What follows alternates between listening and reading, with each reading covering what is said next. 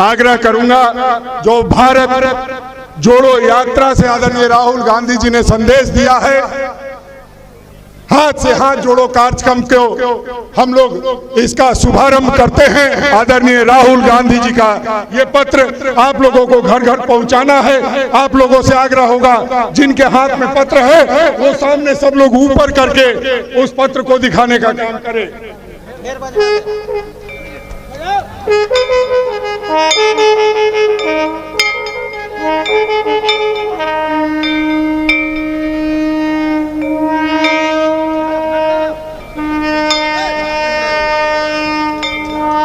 आदरणीय अध्यक्ष महोदय, अटक से लेकर कटक तक, कन्याकुमारी से लेकर कश्मीर तक कार्यकर्ताओं की आवाज आदरणीय मल्लिकार्जुन खड़गे साहब। मल्लिकार्जुन खड़गे जिंदाबाद, मल्लिकार्जुन खड़गे जिंदाबाद।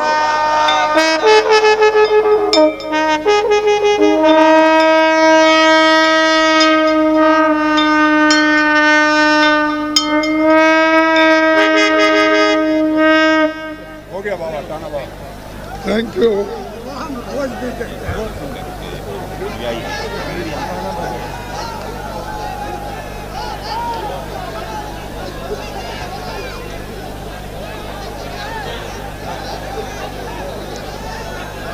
आज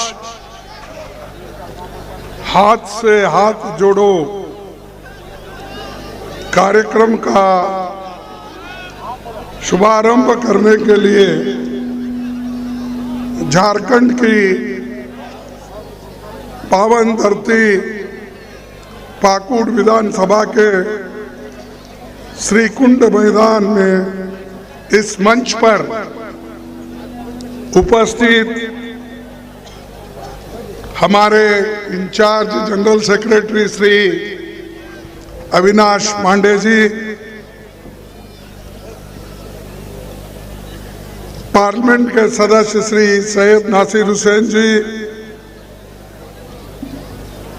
और इस हाथ से हाथ जोड़ो कार्यक्रम के प्रभारी श्री अर्जुन मोडवाडिया जी, प्रणव झा जी, राजेश ठाकुर जी,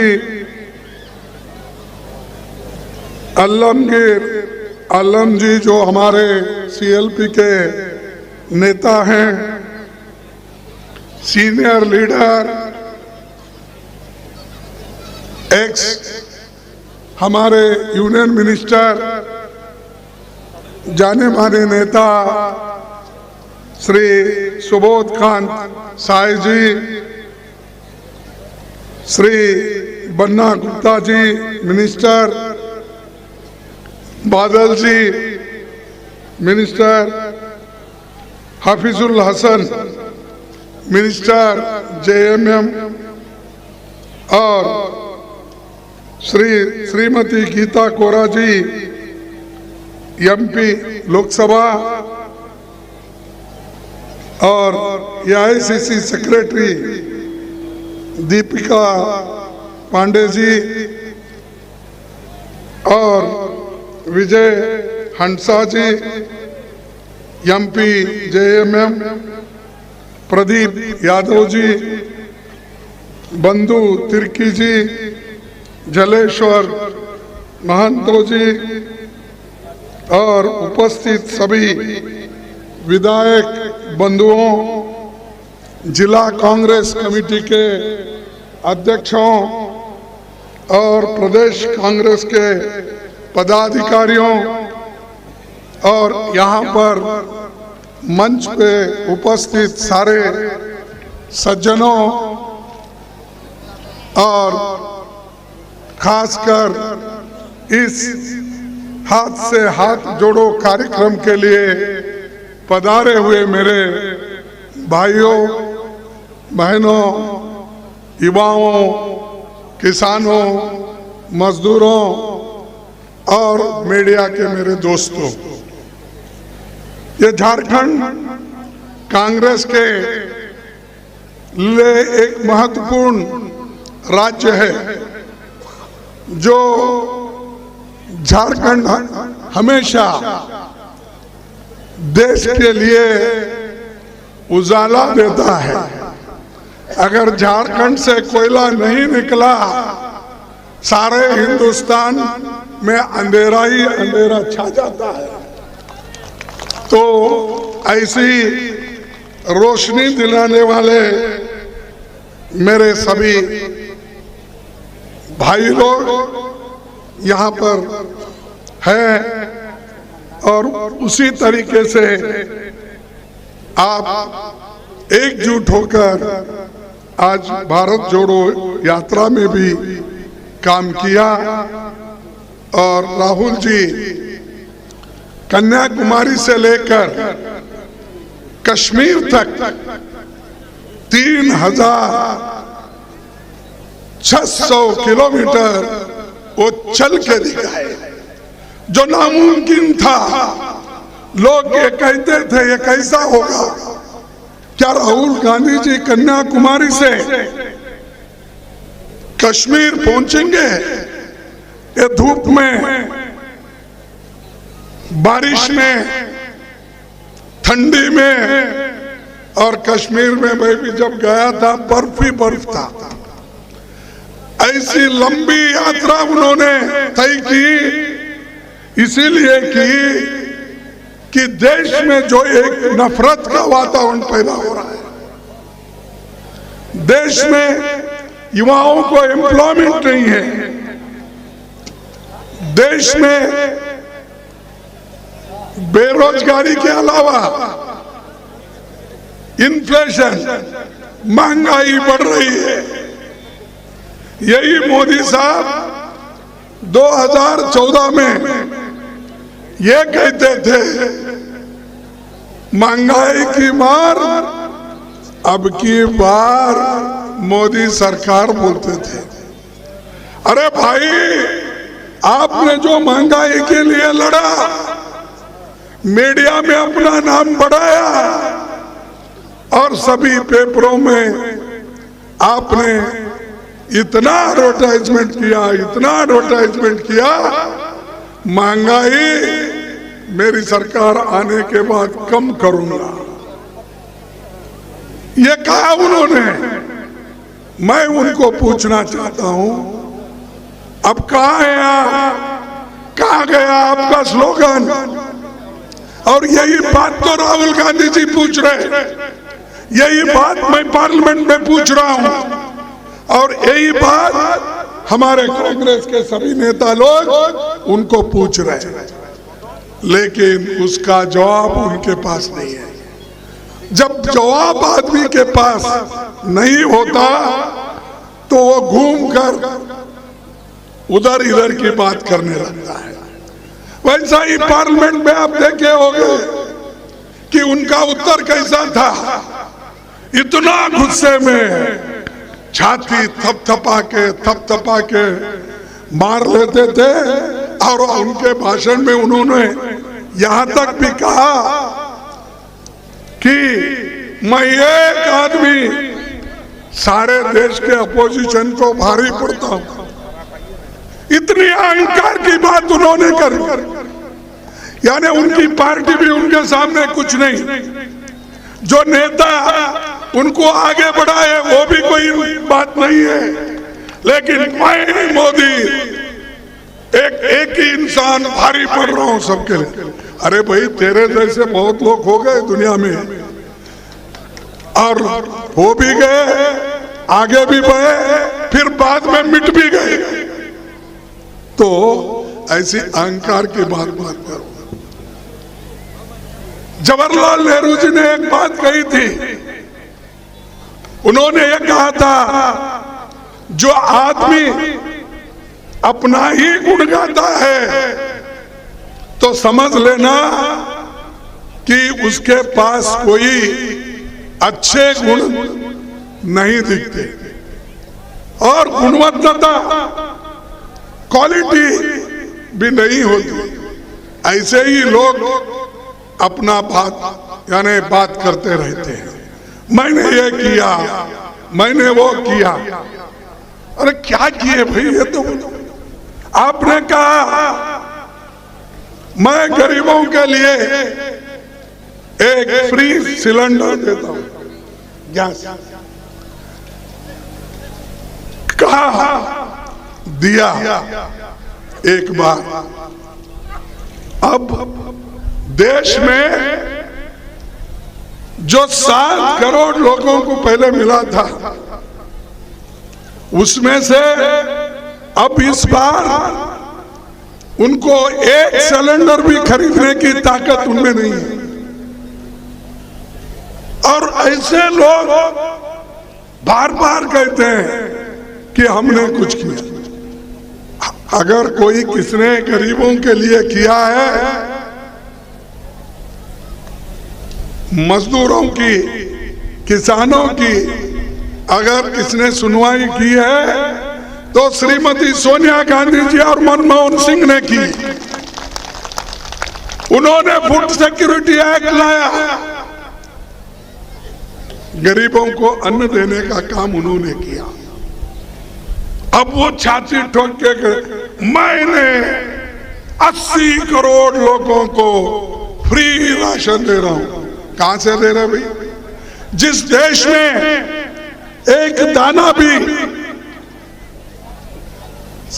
अपने आजादी के पहले उगता नहीं था, हमारे पास अनाज की कमी थी, लोग भूखे मरते थे और अमेरिका से गेहूं लाके यहां पर बांटा जाता था।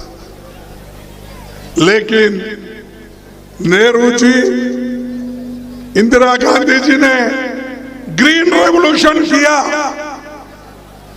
अनाज उगाओ, और आज अनाज का भंडार हमारे गोडाउनों में इतना है कि सोनिया गांधी जी ने सोचा इसको गरीबों में बांटो, और उन्होंने ये फूड सिक्योरिटी एक्ट लाया।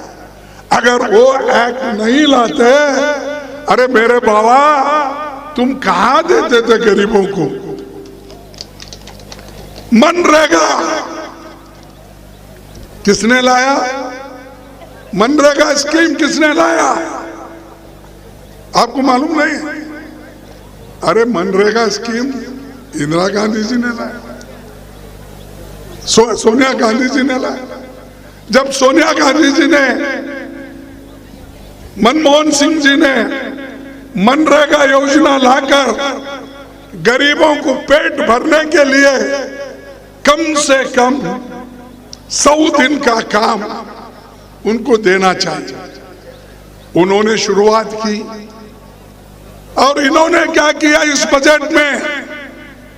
अगर आप देखेंगे, जिस जगह 2,72,000 करोड़ रुपए इस वक्त से आज के जो मेहनत का, यानी गरीबों को जो वेजेस मिलते हैं, जो मजदूरी मिलती है, उसका हिसाब डाले, 100 दिन के लिए मटेरियल के साथ 2,72,000 करोड़ रुपए होना चाहिए। ये छोड़िए मटेरियल का, कम से कम काम के लिए 1,72,000 करोड़ होना चाहिए। लेकिन इन्होंने बजट में कितना रखा मालूम? सिर्फ 60,000। गए बजट में 90,000 तो था, 42 दिन काम करे 100 दिन के बजाय, लेकिन अब सिर्फ 60,000 लगे। और ये गरीबों की बात करते हैं, और उनको हमेशा झूठ बोलने की आदत है बीजेपी को। बीजेपी हमेशा झूठ बोलते हैं, ये झूठों के सरदार है सब। ये फैक्ट्स बोल रहे, मैं नहीं बोल रहा हूं। और ये मैं यही नहीं बोल रहा हूं, मैं पार्लियामेंट में भी बोला। मैं जब बोलता हूं तब हमारा जो कहने का मकसद गरीबों के बारे में हो, देश के बारे में हो, जब हम कहते हैं तो हमारे पूरे शब्दों को निकाल देते हैं। पूरा का पूरा मैं कुछ नहीं कहा था। मैंने बोला मोदी साहब आप मौनी बाबा हो, तो फौरन चेयरमैन ने उसको निकाला। अरे मौनी बाबा, पार्लियामेंट में पहले उन्होंने बोला, वाजपेयी जी ने हमारे नरसिंह राव जी को बोला, ये बीजेपी के लोग मनमोहन सिंह जी को बोले बाबा, मौनी बाबा। अगर मैं मौनी बाबा राज्यसभा में कहता हूं तो वो निकाला जाता है। तो कहां है फ्रीडम ऑफ स्पीच? कहां है? अरे पार्लियामेंट में भी नहीं, पार्लियामेंट के बाहर भी नहीं। अगर कोई सच्चाई बोलता है, कोई सच्चाई लिखता है, कोई सच्चाई दिखाता है, तो उसको ये लोग जेल भेजते हैं। ऐसे सरकार होना चाहिए।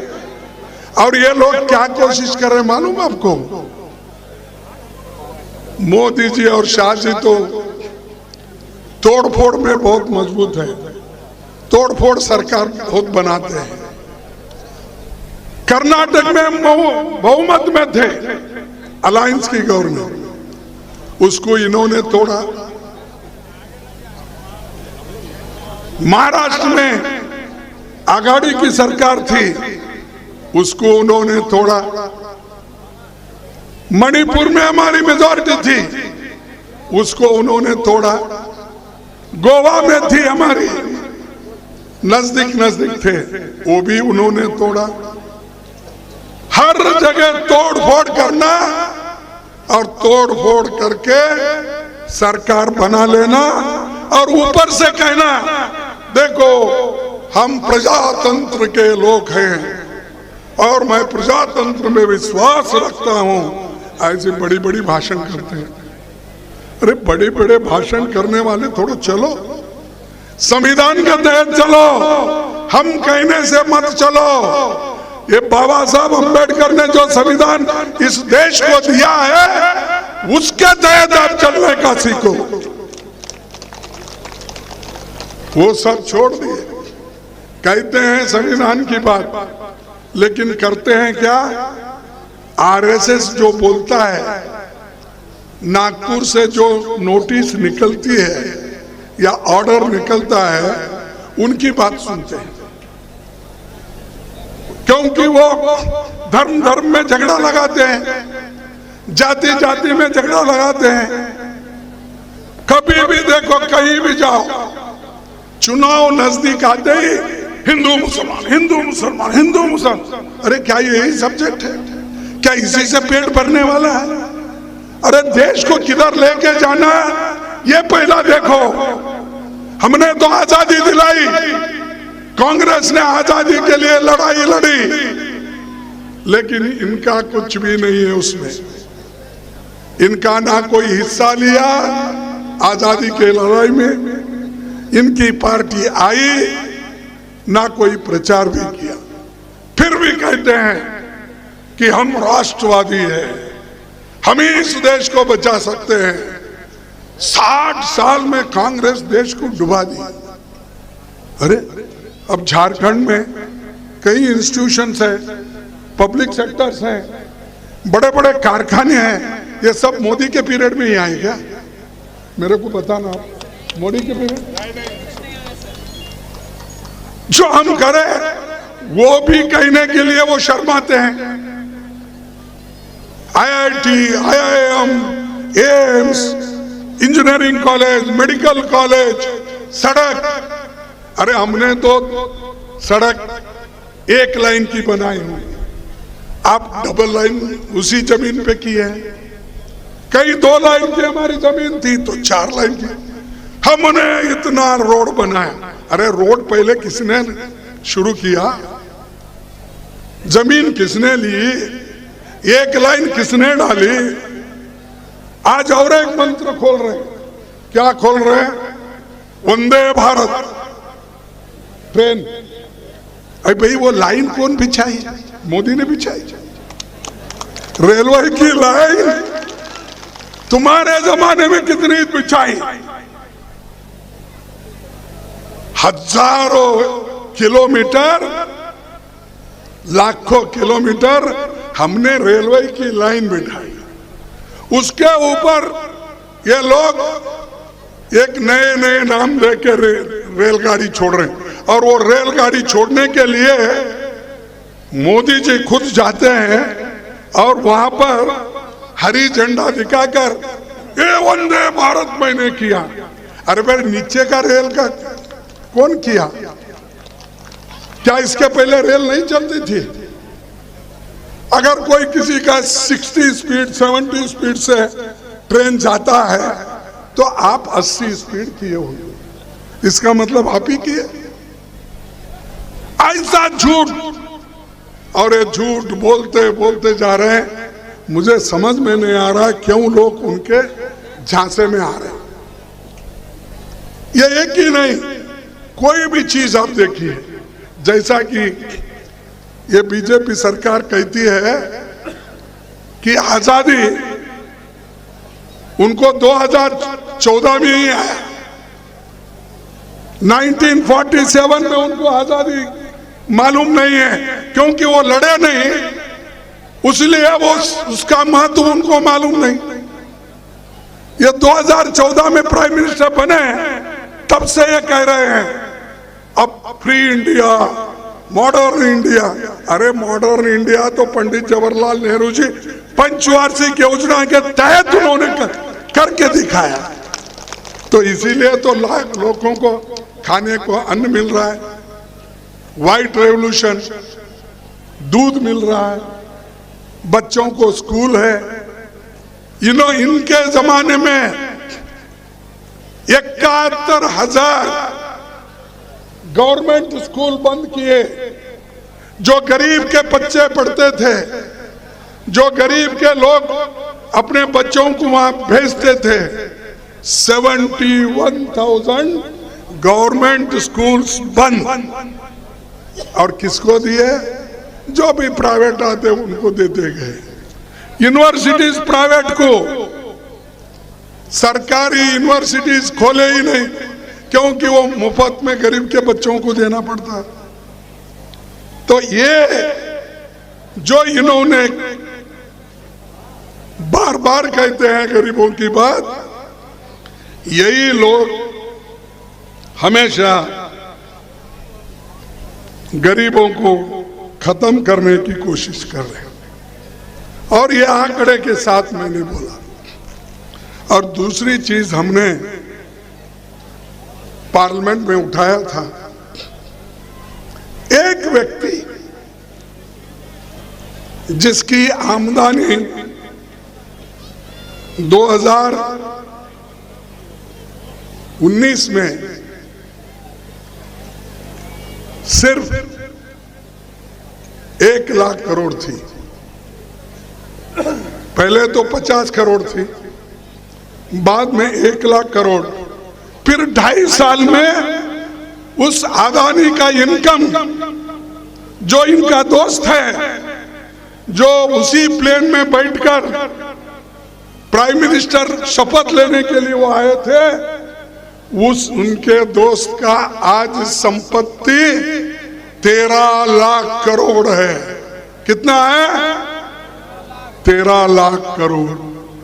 कोई गरीब 2 लाख रुपए जो कमा के रखा होगा, क्या तुम्हारी संपत्ति 2 लाख से एकदम 13 लाख किसी का तो बना है?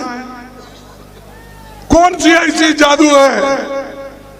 क्योंकि अदानी जी को मोदी जी ने सरकारी पैसा देते गए। LIC, जहां पर हमारे 28 करोड़ लोग अपनी पॉलिसी रजिस्टर किए, उनका पैसा है, वहां से ये उनको 16,000 करोड़ रुपए देते हैं। SBI बैंक, जहां आप लोग डिपॉजिट रखते हैं, पैसा रखते हैं, वहां पर और दूसरे बैंकों से अब तक उनको 82,000 करोड़ मिला है, यानी 82,000 करोड़ किसी को मिलता है सिर्फ 2 साल में, 2.5 साल में। तो मोदी जी अगर वो न्याक अगर हमारे सब गरीबों को, किसानों को, मजदूरों को अगर दिखाएंगे तो हम कोई मेहनत करने की जरूरत ही नहीं। जाते भाई मोदी जी तुमने उसको 13 लाख का आदमी बनाया, 13 लाख करोड़ का आदमी बनाया, कम से कम मुझे 13 लाख का तो बनाओ। लेकिन वो हमेशा झूठ बोलते हैं। इन सब की संपत्ति एक आदमी के पास उन्होंने दिया। और ये सवाल हम पार्लियामेंट में उठाए, राहुल गांधी जी उठाए, तो इसको भी निकाल दिया। क्या गलती थी हमारी? भाई जो अदानी ने गड़बड़ी की थी उसको हम उठा रहे थे, जो LIC ने लोन दिया उसको हम उठा रहे थे, जो SBI ने लोन दिया उसको हम उठा रहे थे, जिसमें गरीबों का पैसा है। बोलो क्या गलती हमने की? लेकिन फिर भी हमारे भाषण को काट दिए, राहुल गांधी जी के भाषण को काट दिए और काट कर ये बोले सब अनपार्लियामेंट्री है। अरे मैं बोला था वॉशिंग मशीन की बात, वॉशिंग मशीन की बात इसलिए बोला था कि बीजेपी बहुत से MLAs को अपने तरफ लेती है, जिनके ऊपर छापे पड़े, जिनके ऊपर ED केस लगाए, जिनको इनकम टैक्स का केस लगाया, ऐसे लोगों को डरा के धमका के अपने तरफ लेती है। मैं समझता हूँ झारखंड में भी लिए होंगे, लेते हैं। लेने के बाद वो कहते हैं ये देखो कलंकित है। लेकिन मैंने कहा साहब वो कलंकित है तो आपके पास एक बहुत बड़ा वॉशिंग मशीन है। शाह और मोदी ने इतना बड़ा वॉशिंग मशीन खरीदा है, उस वॉशिंग मशीन में उस आदमी को अगर डाल दिए वो उज्जवल होके बाहर निकलता, सफेद होके निकलता। जो कलंकित आदमी होता है यहाँ पर, उनके वॉशिंग मशीन में डालते ही वो क्या निरमा क्या कौन सा कुछ है ना, वैसा उनको डालते ही सफेद हो जाता है। तो ये कैसा हुआ? क्योंकि उनको एक हुकूमत टिकाना है, कैसा भी हो उसको लाना है, तो उन्होंने वो काम किया। और वही काम वो यहां कर रहे हैं। यहां झारखंड में भी वो यही चाहते हैं कि यहां पर कि जो सरकार अच्छी चल रही है, मिलजुल के काम कर रहे हैं, झारखंड और कांग्रेस मिलके एक होकर किसानों के लिए, मजदूरों के लिए, गरीबों के लिए हमारे हेमंत जी काम कर रहे हैं और हमारे पार्टी के सभी मंत्री भी कर रहे हैं। हम सब एकजुट होकर काम कर रहे हैं। लेकिन ये शाह और मोदी जी को पचना नहीं, इसको कब गिराना, इसको कब खत्म करना और अपनी सरकार लाना, उधर देख रहे हैं। अरे भाइयों कितना खाते हो, कितना खाते हो? कम से कम पच के वो खून तो होने दो आपको, वो भी नहीं। डेमोक्रेसी की बात करते हैं, जब लोग हमको चुने हैं, आप क्यों तोड़ रहे हो भाई? हर जगह तोड़ो फोड़ो। तो इसीलिए मैं आप सभी से यही कहूंगा, जो हम संसद में कहे थे और राहुल गांधी जी भी ये कहे थे, प्राइम मिनिस्टर साहब आप विदेश गए तो आपके साथ अदानी कितने बार आया, उसको निकाल दिए। फिर उन्होंने पूछा जब प्राइम मिनिस्टर जाते उससे पहले एक दिन ये जाकर फिर ज्वाइन होते थे। वो कितने बार आप मिले? विदेशी दौरों में साथ ले जाकर दूसरों को कह के आपने उनको बड़े बड़े कॉन्ट्रैक्ट दिलाए, चाहे श्रीलंका हो, चाहे ऑस्ट्रेलिया हो, चाहे और किधर हो। ये सब कहा पूरा अदानी साहब को उन्होंने ये ठेका दिया था और उनके लिए काम कर रहे, गरीबों के लिए नहीं है। फिर मैं एक शायरी बोला था, अगर इसमें कुछ गलती है तो आप भी मुझे टोक दो। क्या था उसमें? यही था,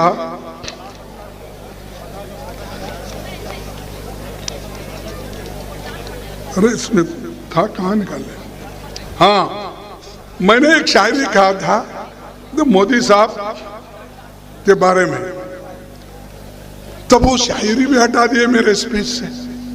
अरे ये तो शायर लिखा है, मैं नहीं, मैं कोट कर रहा हूं। जैसा वो भी दो तीन शायरी बोले छोटे मोटे, लेकिन वो नहीं निकाले।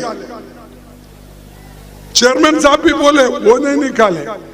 ये मेरी शायरी क्यों निकाले मुझे समझ में नहीं। शायद मैं कर्नाटक का हूं, मेरी हिंदी कमजोर हो सकती है, इसलिए उन्होंने समझा होगा कि ये ठीक नहीं है, कर्नाटक का आदमी कैसा हिंदी बोल सकता है। मैं यही कहा था, फिर आपके सामने दोहराऊंगा। कहो, अगर आप चाहते हैं तो कहता हूं। मोदी तो नहीं चाहते, कम से कम आप चाहते समझ के करो। नजर नहीं है, नजारों की बात करते हैं। नजर नहीं है, नजारों की बात करते हैं।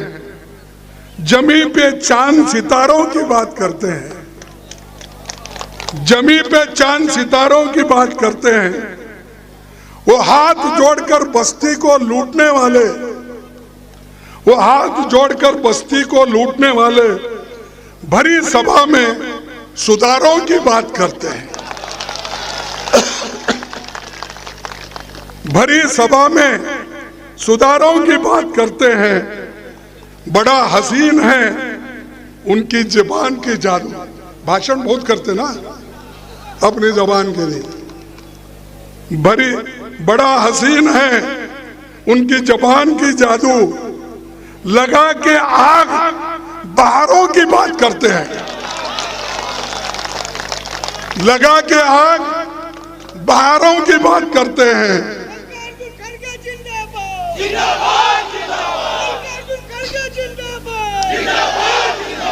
मिली कमान तो अटकी नजर खजाने पर। मिली कमान तो अटकी नजर खजाने पर। नदी सुखा के किनारों की बात करते हैं। वही गरीब बनाते हैं आम लोगों को। वही गरीब बनाते हैं आम लोगों को, इसलिए कि हमारा बैंक का पैसा लूटा जा रहा है, LIC का लूटा जा रहा है, हर चीज का पैसा अदानी के पास जा रहा है। इसीलिए वही गरीब बनाते हैं आम लोगों को। वही नसीब के मारों की बात करते हैं। वही गरीबों की बात वही लोग करते हैं। यही मैं कहा, इसमें बोलिए क्या गलत है। मैंने तो ये शायरी नहीं लिखी, ये तो हमारे पंडितों ने, हमारे जो कवियों ने, उन्होंने लिखी थी। वो बात मैंने वहां कही, पूरा निकाल के 4 लफ्ज रख लिए। जो उनको ठीक लगता वो रखे, बाकी के आधा से ज्यादा काट दिए। तो ऐसी चीजें भी उनको पसंद नहीं है। ये तो बात ऐसी हो गई कि हम लोग तो देश के लोगों के लिए लड़ रहे हैं, नौजवानों के लिए लड़ रहे हैं, इन्फ्लेशन के खिलाफ लड़ रहे हैं, अनएम्प्लॉयमेंट के खिलाफ लड़ रहे हैं, किसान की आमदनी बढ़े इसके लिए हम लड़ रहे हैं। लेकिन ये लोग अपने दोस्तों को अमीर बनाने में लगे हैं। इसीलिए मैं और एक बात कहूंगा, और वो देश के लिए हम हमारे नौजवानों को ये जरूरी है, आप देखना चाहिए, देश को जिंदा रखने के लिए भले ही मर जाएंगे, देश को जिंदा रखने के लिए भले ही मर जाएंगे, ये दिल ये जान सब कुर्बान कर देंगे, मगर देश से अन्याय मिटाने के लिए हर चुनौती से टकराएंगे। ये हमारा है। इसीलिए दोस्तों, भाइयों और बहनों और मेरे किसान भाइयों, मैं आप सभी को तहे दिल से शुक्रिया अदा करता हूं, क्योंकि इतनी धूप है, इतने दूर से आते हैं। ये शेड्यूल ट्राइब एरिया है, यहाँ किधर कोई देखने वाला नहीं, देखने वाले एक ही थे, महात्मा गांधी जी, पंडित जवाहरलाल नेहरू जी, डॉक्टर अंबेडकर जी। इन्होंने यहाँ पर लोकतंत्र को प्रस्थापित किया और यहाँ के हमारे बहुत से जो देशभक्त थे, जिनका नाम अगर मैं पढ़ते जाऊं तो बहुत से नाम इस पे है, और आप सभी को मालूम है कि इस धरती के लिए कौन लड़े, कैसे कैसे लोग इसके लिए अपनी कुर्बानी दी। और खासकर ये जो झारखंड में जो गौरव का स्थान है और रोशनी का स्थान है, खनिज संपदा का स्थान है, और धरती आबा बिरसा मुंडा जी का, बाबा तिलक मांझी का, सिद्धो कानू का और टाना भगत का जैसे महान नायकों की इस महान भूमि को मैं नमन करता हूं और आपका आशीर्वाद मांगने के लिए ठहरा हूं। रामगढ़ के बाई इलेक्शन में जो 27 तारीख होने जा रही है, उसमें हमारा जॉइंट कैंडिडेट है, कांग्रेस का कैंडिडेट जो मिली जुली सरकार है, वो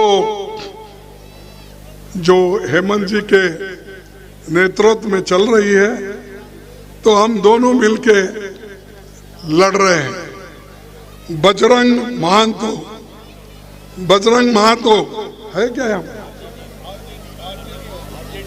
सॉरी, तो इनको हम सब लोग मदद करना है, क्योंकि हमारी मिली जुली सरकार रहने की वजह से हमारा कर्तव्य होता है कि मोदी जी को हम दिखाए, देखो भाई मिली जुली सरकार और सब मिलके आपका मुकाबला कर सकते हैं। आप छाती ठोक के ये नहीं बोल सकते मेरे सामने कौन है, तुम्हारे सामने हम सब है, हम सब मिलके लड़ रहे हैं।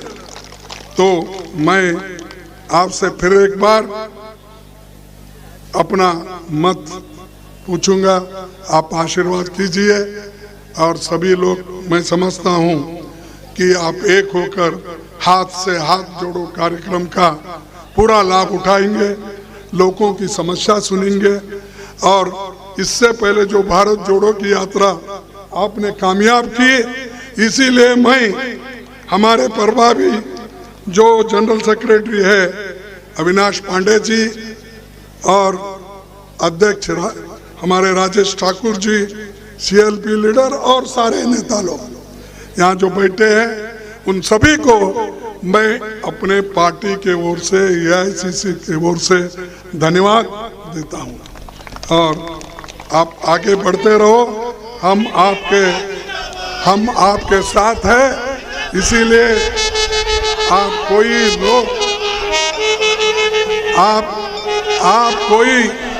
आप कोई चिंता करने की जरूरत नहीं है। मैं स्लोगन दूंगा, हाथ से हाथ जोड़ो का, आप बोलेंगे हाथ से हाथ जोड़ो, आप भी बोलेंगे हाथ से हाथ जोड़ो, क्या इतने नौजवान लोग हैं? अरे मेरा जैसा आदमी बोल रहा है तो थोड़ी आवाज दो। हाथ से हाथ, हाथ से हाथ, हाथ से हाथ। भाइयों जय हिंद, जय हिंद। और आखिरी आप भी बोलिए जय हिंद, जय हिंद, जय हिंद। धन्यवाद झारखंड के लोगों को और ये शहर के लोगों को। फिर एक बार मैं नमन करके मेरे 4 शब्दों को समाप्त करता हूं। जय हिंद। आपने महात्मा गांधी का जिक्र किया। नाना भगत महात्मा गांधी के वंशज आपके साथ हाथ से हाथ जोड़ने को तैयार है। धन्यवाद अध्यक्ष जी। कार्यक्रम के अंतिम पड़ाव पर